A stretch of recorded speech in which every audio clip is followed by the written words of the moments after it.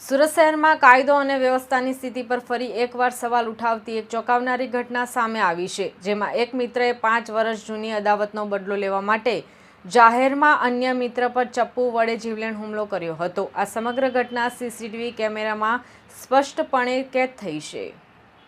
CCTV ફૂટેજના આધારે પોલીસે ત્વરિત કાર્યવાહી કરીને આરોપીની અટકાયત કરી છે. આ ઘટના તારીખ 15 નવેમ્બરના રોજ સાંજે 5:45 કલાકે બની હતી.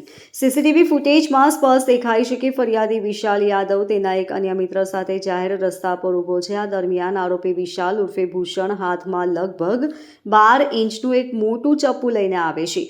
આરોપી ત્યાં આવતાની સાથે જ ફરિયાદી વિશાલ સાથે ઝઘડો શરૂ કરી દે છે. આ બોલાચાલી દરમિયાન અચાનક આરોપી વિશાલ ઉશ્કેરાઈને ફરિયાદી વિશાલની છાતીમાં ચપ્પુ વડે જીવલેણ હુમલો કરી દે છે. હુમલાના તુરંત બાદ આરોપી ત્યાં થોડીવાર ઊભો રહે છે અને ઇજાગ્રસ્ત મિત્રને સતત જોતો રહે છે. ફરિયાદી વિશાલ સાથે ઉભેલો અન્ય એક વ્યક્તિ તાત્કાલિક ઇજાગ્રસ્ત વિશાલને કારમાં બેસાડીને સારવાર અર્થે હોસ્પિટલ લઈ જાય છે. આ બધું થઈ રહ્યું હોવા છતાં આરોપી વિશાલ શાંતિથી પોતાનું ચપ્પુ ખિસ્સામાં મૂકીને સ્થળ પર ઊભો રહે છે અને દ્રશ્ય જોતો રહે છે.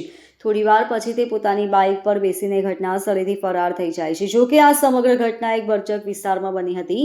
સીસીટીવી ફૂટેજમાં દેખાય છે કે લોકો સામાન્ય રીતે અવરજવર કરી રહ્યા હતા, જાણે કે કોઈ ગંભીર ઘટના બની જ ન હોય.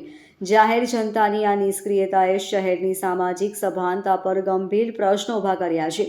Bureau report LK star news, Surat.